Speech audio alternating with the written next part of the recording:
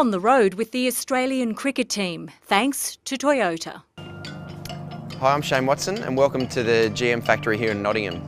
I'm going to take you through a quick process of how the bats are made. And this is the starting point. Is a piece of big log of English willow with the bark and everything on that's brought into the factory as a starting point. It's divided up and then we move on to the next stage, which is the starting point of the clefts, where then the bats actually start to get shaped.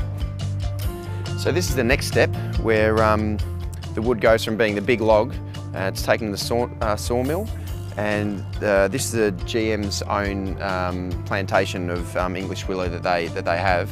This is where majority of my bats come from.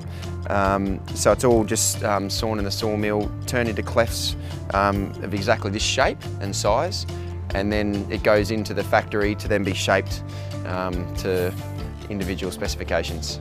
So the next stage of the process is grading the willow. So someone's in here going through all the clefts that come into the factory, and as a starting point, the top of the range bat has to make sure that the grains are nice and straight, very even. There's not too much colouring in the wood as well. The next one is the 808, and the wood's just, the grains, there's a bit more colour through the wood. The grains are a little bit more wavy, they're not as straight as the LE and the top of the range one, but still a nice piece of wood. So the next step is going in to reduce the moisture in the piece of wood to make it a fair bit lighter, so that'll be the next step. We're really in the wine cellar. It's got a constant temperature here between 20 and 22 degrees, and the humidity as well is around 50% to make sure the wood holds its moisture at a similar sort of rate. So yeah, if you've got a couple of nice bottles of wine, I'm surprised there's any not floating around here, they'll actually age very well. We've also got the handles over here as well.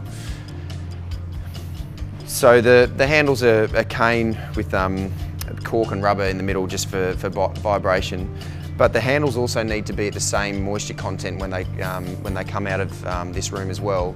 Otherwise, if the moisture content's different between the handles and the piece of wood as well, and the willow, it means that there's a few problems in the future, like the handle might shrink a little bit more.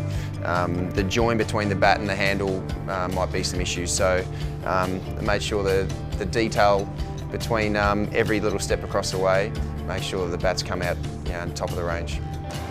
Okay, the next step in the process is to get the bats pressed. So what the machine does is compacts the wood down.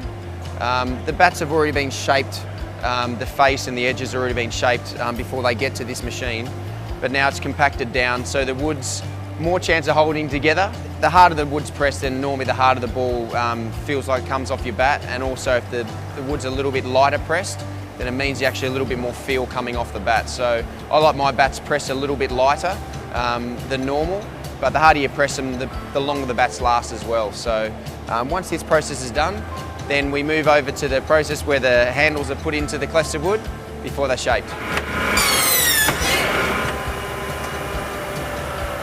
So there we have it, safety first, so our hands are nowhere near the machine. So now we've got the handle being fitted into the cleft of the wood. So it's being fitted into the splice, so it's a nice tight fit, which it has to be.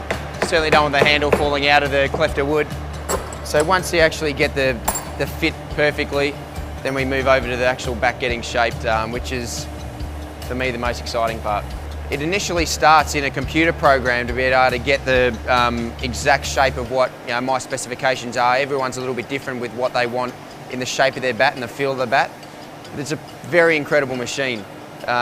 Goes through the computer, the cleft is in the machine, it goes around after having the specifications that are in the computer, and then comes out to how the individual wants it.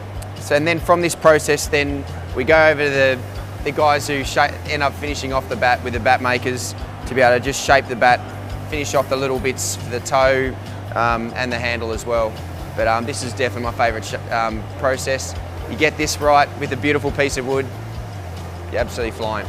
So this is the final process here. We've got Kev, who's been working here at Gunmore for 41 years, who's the bat maker who shapes all the bats, finishes off all the bats. So what he's doing here is after the bats come out of the process of shaping, he just finishes them off in and around the handle, around the toe. Some people have a little bit of special preferences like me, just making sure the toe is nice and flat as well.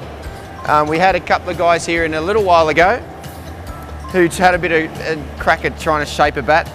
Shane Warne and Steve Vore in 1997. I'm not sure if I'm going to have a go. They didn't do that good of a job. We'll leave it up to the experts. But so once it's finished here, once Kev finishes shaping the bat and finishing it off, guys put on the stickers, put the binding around the handle as well. This is a finished product. It's a very exciting process. I love it every step of the way because in the end, it means I can use some of the best bats in the world.